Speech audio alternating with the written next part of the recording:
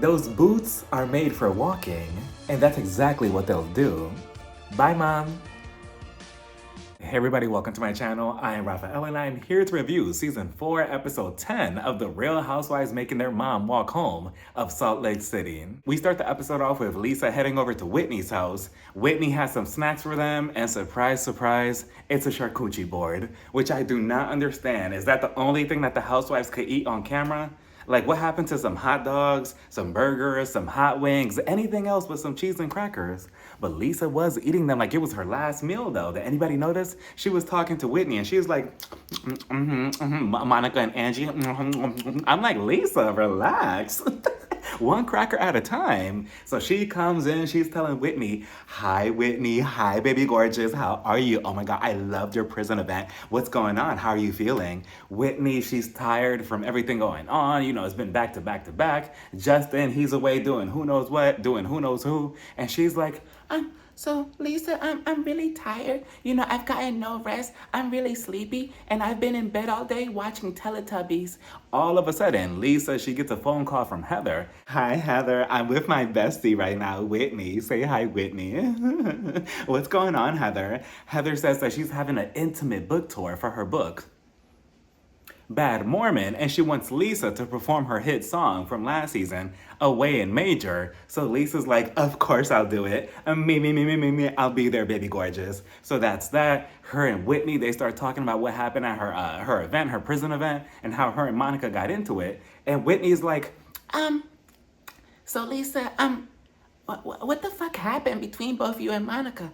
And why did she even mention Monica? Because Lisa, 2 minutes into the episode, and she already on this rant with Monica. Well, honestly, Whitney, I don't know what happened between me and Monica. Monica started with me. I never started with her. She started with me. I was perfect. I was a complete angel. I went there to support. I got 2 of your necklaces, the 2 gold ones. They were so cute. They were so chic. And I just don't understand what Monica's problem was. She wanted to fight me all of a sudden, and she just kept going, and I just didn't do anything to her. And I'm like, Lisa, you know, let's relax. Let's relax a little bit, okay? You know, and Lisa's going on and on about how she feels betrayed that Angie K is talking to Monica. Whitney didn't like either of their behavior, but she places blame on Lisa a bit more because Lisa knows her longer. She knows her healing journey, and she knows that she shouldn't be acting like that at her event. And anytime you try to tell Lisa anything about anything, she takes it personal because, again, in Lisa's world, it's all about Lisa's world. So if you're talking about something else, she's still gonna find a way to take it personal, and that's exactly what happened here. Lisa, she goes on this rant. I just don't know what the issue between Monica and Angie. Like, if you want to be effing friends with her, then be effing friends with her. Leave me alone. You know, I'm trying to have your back, but obviously you're not even a good effing friend. So as she's dropping all these F-bombs, we see Brooks, Whitney's 10-year-old son. He's by the staircase. He's listening in like, Mom, do I have to come out here and jump her with you? He's just listening to Lisa go on this rant, and Whitney's like, Lisa, wait, now hold on, because my kid is listening, and he doesn't appreciate you cursing like that, because now he feels that me and you are in an argument, so can you please not do that? So then Brooks, he goes upstairs. Lisa's like, I'm sorry, Brooks. I'm sorry, baby gorgeous. Ugh. So then Whitney, she starts telling Lisa about her behavior, and Lisa's just listening like, I just didn't like you dropping all those F-bombs like that for sure. In my house. No, thank you. You need to be a little bit more respectful. Especially in front of my children. I understand. You know, they're listening to you. I get it, Whitney. And you never know who's listening to you, okay, Lisa? I just feel like you need to take it easy. I get it. Understood. And kind of like, Lisa does not want anybody else to tell her anything about herself. And then in the confessional, she's like, it's funny that Whitney's talking to me about etiquette, because if anything, I should be talking to her about event etiquette, how she had a cash bar. Ugh, not a cash bar, Whitney. Go put your shoes on. Let's go find you a home. Not I see why you're feeding Lisa charcuterie boards. The budget's not there. She says, yeah, she had a cash bar and there was no food. Obviously, Lisa, everybody's probably going to be coming for you at the reunion. You better hope that your friendship with Meredith is solid. Then we see Heather heading over to Mary's house for the first time in 4 seasons. They're happy to see each other, and we get a closer look at Mary's decoration around her house. And something tells me that this is a scheme that Giselle Bryant came up with to come at us with the bullshit. Because there's just no way that you have me coming over to your house to have a serious conversation about the future of our friendship, yet you have me sitting on these giant rainbow thrones. Like, what is that about? Like, where did you even get that from, Mary? But she's willing to get to know Heather a bit more and to open up their friendship now that her puppet master's not there to tell Heather what to do, how to speak, how to drink. I'm a puppet master on these jobs, though. Which ones? The one that got canceled? Oh, Claudia had Nene there, but I do agree with Mary because Heather is a whole different person this time around, now that she's not up Jen's butt 24/7. So she starts talking about her book, Bad Mormon, and how she knows that once you leave the Mormon church, you're probably going to be talked about in a negative aspect. And I did agree with what Mary said about Heather wanting it both ways, because I do feel like in a way, either Heather wants to still be a part of the church to some capacity or has some type of weird obsession to it, but at the same time, she wants nothing to do with it at all. And last week's episode kind of proved that, how she was upset that she wasn't invited to Lisa Barlow's son, Jack's announcement to his location for his mission. A person who was truly done with that and didn't believe in that wouldn't care to be invited to that at all, but Heather did. So which one is it, Heather? Mary also doesn't like that Heather labeled her as bougie and poised in her book. And Heather's like, well, I mean, you are bougie and poised, and I don't like that you labeled me as inbred. But I wonder if Heather wrote about that situation of her telling that other lady to throw a drink at Mary on season 2 in her book, or are we just glossing over that? But then she asks Mary, do you think that I look inbred? And without even thinking it, Mary's like, I do. And Heather's like, but Mary, that's just so mean, and you hurt my feelings. And Mary, I was actually surprised that she apologized. She was like, you know what? Okay, fine. I do think that you look inbred, but I mean, I apologize if it hurt your feelings. I'm sorry for saying that about you. And I'm like, Mary saying sorry to anybody else? Obviously, we all know what this means, right? That Whitney's the problem. Because, I mean, the fact that they could both talk it out and Heather's telling her feelings, she's telling her feelings, and they're both understanding each other. Obviously, Mary just does not like Whitney because she didn't even give her a chance to speak. So that was that. They fixed everything and now they're moving forward. And I like this. I thought that this whole conversation between them was very cute and genuine, minus the whole inbred situation. Then we head over to Meredith's house where she's recording a new episode of her podcast with her husband, Seth, who I always found something very attractive about him. Like, he's very charming. So they start talking about the issues that they had in their marriage along the way, and Meredith explains, when me and you and the kids moved from Chicago to Salt Lake City, I know that the rules of divorce here are very different when it comes to women. So I thought, instead of doing a prenup, why not do a post-nup? Because, well, Seth, we were not happy in our relationship. I did not know what direction we were going to go in because, let's face it, you were not happy. I was not happy. So I just did not know if we were going to get a divorce. Seth, he gets all choked up and he actually admits that, yeah, I wasn't really a good father figure, a good husband at all either. I thought me as a man, I had to provide money financially, but emotionally, I wasn't there. When our kids needed us, when they had issues or they had problems with their homework or whatever, I wasn't there for them. And I'm like, wow, a husband on The Real Housewives actually admitting that they're shitty? I'm shocked. So he starts crying and Meredith ruins the moment by telling him, wait a minute, I don't think that we're recording. The secondhand embarrassment that I got from that, because I have a feeling that this was actually genuine and they had to fake it a second time just for their podcast. Like, I can see him telling her, like, okay, let me do it again. Yeah, I was a really terrible husband, and, I should have been there for our kids. Is the camera on? It is? Okay. Yeah, I was a really terrible husband. Like, I hope not, but I feel like that's the case. Then we see Monica at her house, and she's having a nice time with her daughters. Next thing you know, one of the daughters looks out the window, and she's like, Mom, Volvo's here. And I'm looking out the window, too, like, no, that's a Range Rover, not a Volvo, sweetie. But then next thing you know, Monica's like, okay, Power Rangers, assemble, now. All of a sudden, everybody starts running around all over the place. One of the daughters is like, I'm gonna go get the emergency kit. I'm gonna get the extra clothes that we got. I'm gonna get our life savings. I'm gonna get some canned foods. I'm looking at this like, okay, maybe I should get up and do something too. I'm like, what is going on? Is Homeland Security here again? Like, what's the big threat? And then we see the one and only, the grande dame of Salt Lake City herself. We see Linda, LD, Monica's mom. She pulls up in the truck that she took from her 2 episodes ago. And then Monica, she's telling one of her daughters, okay, I need you to get everybody, lock yourself in the room and do not come out. You are not going to see this woman. And honestly, this whole thing is very traumatizing to the kids. Like, they should not be, seen like this on TV and having to tell them, oh, go away, your grandma's here. I don't want you anywhere near them. Like, that's very traumatizing to the kids. Like, what kind of relationship is this, right? Monica, she goes out there. Oh, look what the cat dragged in. Hey, Linda, what's going on? Linda, typical manipulator, right? She's looking at Monica like, hey, how you doing? I come bearing gifts, the truck, and I'm like, wow, bearing gifts? Like, this lady is very cold-blooded and very calculated, right? And, I feel like the cameras around her are enhancing her toxic behavior even more. I feel like she likes putting on this type of show, right? Monica is like, what do you want? Like, you took away the truck from me, now you want to give it back, what do you want?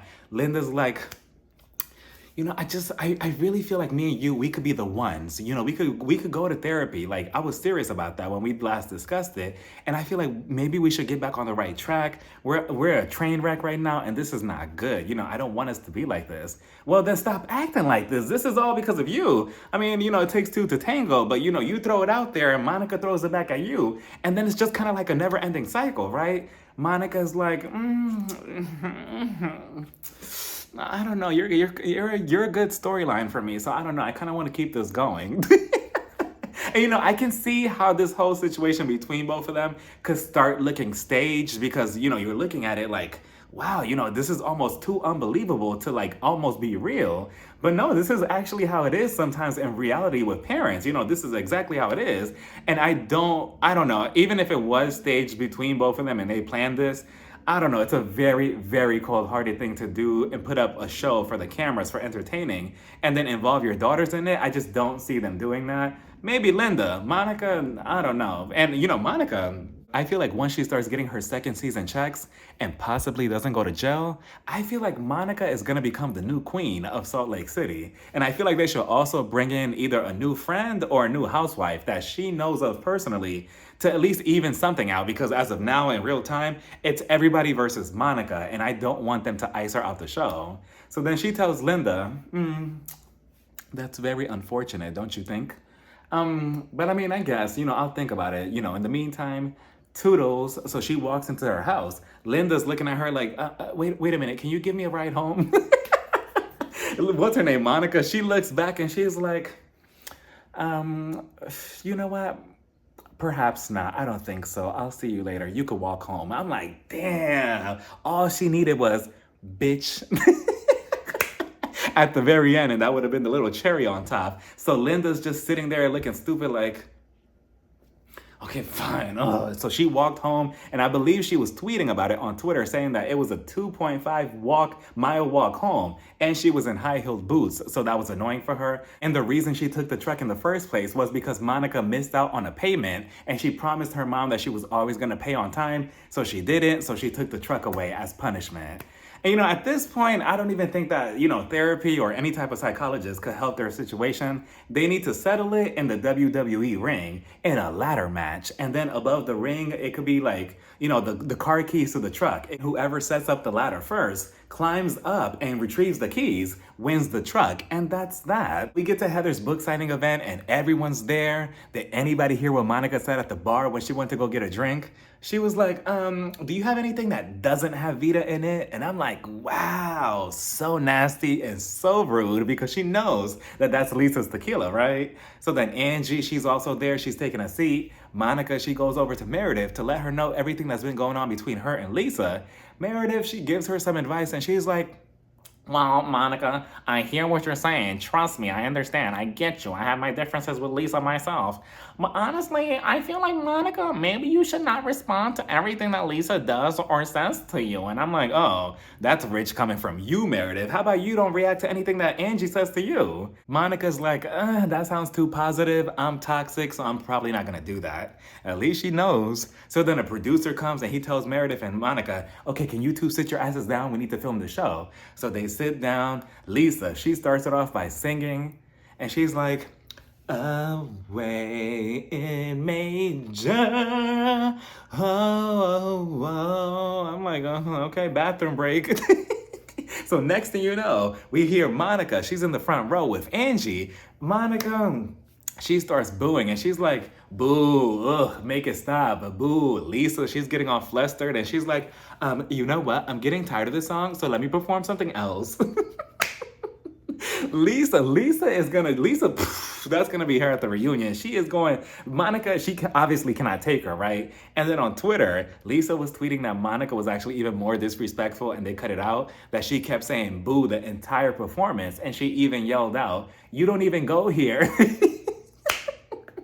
Monica does not care. She does not give a fuck. Like, she is very disrespectful and petty. And you know what? I'm here for it because Lisa, she thinks that she runs this show all of a sudden now without Jen Shah on here. Angie K, she starts laughing along with her. Lisa, she's offended and she's like, wow, I can't believe Angie K is actually snickering along with Monica towards me. Like, wow, some friend. Meanwhile, Meredith, she's all the way back there in like row 100. She's all the way in the back. She's near the exit. She's like, look, I'm just here to do the bare minimum, maybe get into a fight or two with Angie K for 2 seconds, and then I'm gonna leave. I just need my Bravo check. So then I believe Heather, she comes out wearing this black robe, and I'm like, all right, what's going on? So she's like, okay, we're gonna move into the second part of the performance. So then a group of people come out with black robes on, and I'm like, okay, I'm uncomfortable. What are we doing? Are we sacrificing somebody here? Like, what's going on? They surround Lisa, and I'm like, okay, what's really going on here? And next thing you know, Lisa starts rapping. She sounded like the guy from Scary Movie 3, where he was like, I be rapping, I be capping, I be rapping, I be lacking, whacking, ming, ding, shing, wing, would, could, should, mud, would. She sounded just like him. I'm like, please make it stop. So then after that, Heather, she gives us brief synopsis of her book. And she's like, I'm gonna read you guys a page of my book. And then the rest you're gonna have to read, you know, in the book. You're gonna have to buy it. This isn't for free. Okay, so it was a cold and stormy night in the wintertime. And I was at home and 1 fish, 2 fish, 3 fish, 4. Red fish, yellow fish, green fish, blue fish. Thank you. Thank you. And it was cute. It was a cute little, you know, performance by her. After that, she's like, okay, everybody, buy your books. I want to sign them. I want to meet you all. So she does her book signing. And it was actually cute to see. It was actually really, really nice to see her actually interacting with her fans. Specifically, that one fan. I felt so sorry for him because he looked older. And he tells Heather, you know, I want to leave the church, but I stay because of my parents. Absolutely not. Absolutely not. Like, that's something I personally will never agree with people doing. You know, even without the church, like just any aspect of your life, if you're living to please your parents, just for them to keep some type of relationship with you or to make them happy, that's not living. You're living somebody else's life. They're living through you. And where's your life? Heather then talks to Lisa about her version of the Mormon church. And Lisa says, well, it's okay to not follow the exact rules to the Mormon church. I have my own rules. And in my rules, you could drink tequila. And I mean, I don't know about that, Lisa. You know, first you have no dress code, and then you could drink, you know, tequila whenever you want. I mean, that just sounds like a good weekend. If that's the case, then maybe I should go to your church. But they agreed to not disagree, and that's that. So then I believe we see Angie, K, Meredith, and Monica. They're together, and Monica tells Angie, have you talked to Meredith ever since the whole situation between both of you? Angie's like, no, but I need to talk to you, Meredith, because I do not like you threatening my family at all. Meredith was just like, I do not threaten your family. What are you talking about? I do not threaten them at all.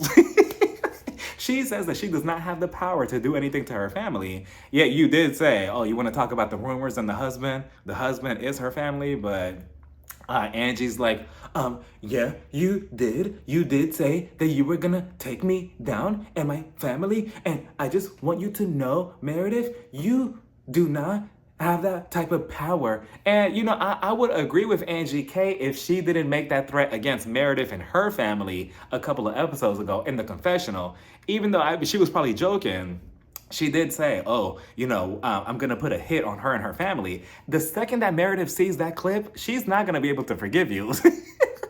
So I'm pretty sure she's probably pissed about that now. And again, if you saw how long it took for her to even slightly forgive Lisa, what makes you think that she's even gonna forgive you over your mess that happened at the reunion last season? It's gonna take a while because Meredith, she's just that type of person that she holds grudges. And at the same time, Meredith, I get it. I understand why you're upset with her and why you don't want to give her a moment. But at the same time, you need to stop running away every single time that, what's her name, that Angie K confronts you or she's in your presence, because then you're slowly gonna ice yourself off the show. You don't see Lisa running away from Monica. You see her, having a meltdown every other second every time she's in front of her, but at least she does that instead of running away. So then we head over to Lisa's house and she's having Angie K over. Angie K was trying to explain to her the reason why she was afraid to tell her that she's cool with Monica again. And of course, just like we all expected, Lisa, she blew up and she made it all about her. And she was like, look, first of all, Angie, how you feel and how you react to telling me things is not my problem. That's not my fault. I react the way I do and it is what it is. I wasn't gonna judge you for being friends with her. If you wanna be friends with her, okay, fine, but don't hide things from me. And I'm like, you see, Lisa, this is exactly why she didn't tell you in the first place, because you have a habit of making everything about you, including your son's life. You make everything about you and you take everything so personal and you're very reactive to anything, so of course she even tried to give you an example when she tried to tell you that her and Heather, that they sat down, they forgave each other, they moved on. What happened? You reacted, you got upset, you threw a tantrum and a fit. So of course Angie K was cautious, like, oh, I'm not sure if she's gonna react the same way here. And Angie K, I don't blame you, but at the same time, that's what stops me from being 100%, team Angie, because you don't have a backbone. You're letting her just walk all over you. And the dynamic that I see between both of them is what I saw in Jen Shah and Heather. How Jen Shah, she just stepped all over Heather with her muddy high heels, and now Lisa's doing the same thing to you. She even managed to make you apologize for this whole situation. How? The second that she started raising her voice and yelling at me and over talking over me, I would have told her, relax, I have Monica in the car, don't make me call her. But you're just sitting there like, yeah, no, I get you. And maybe some of that was my fault too, so I'm sorry. Like, no, don't say sorry, fuck her. Like, Lisa literally is manipulating you and saying, oh, wait, maybe you shouldn't act like this. You shouldn't do this. You need to do this, this, and this the way I want you to. And you're over here just giving in to her. You see, it's behavior like that that's going to stop you from getting the first chair at the reunion in the future. So eventually she apologized to Lisa. Lisa was like, it's okay. I forgive you for your mistakes. It's okay. It's fine. We could still be friends. I just want to make sure that we have an actual friendship between us. But I feel like Lisa is going to throw another fit in the future if she sees her and Monica hanging out. Like, that's going to get underneath her skin. Lisa's not going to like that. But for now, I guess they're cool, right? And yeah, that was basically the episode. Next episode, we have a drink thrown, glass shattering all over the place, and the chaos continues. So let me know what you all thought about this whole entire episode down in the comments. Bye everybody. Mwah.